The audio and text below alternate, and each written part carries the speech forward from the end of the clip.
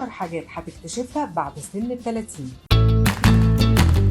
إن القعدة في البيت بالبيجامة أحسن من أجدعها خروجة، إن شنطة الخروج لا يمكن تخلى من أي مسكن لزوم الصداع، إن النوم ده نعمة كبيرة، فكرة إن الواحد يحط راسه على المخدة وينام من غير قلق أو ألم،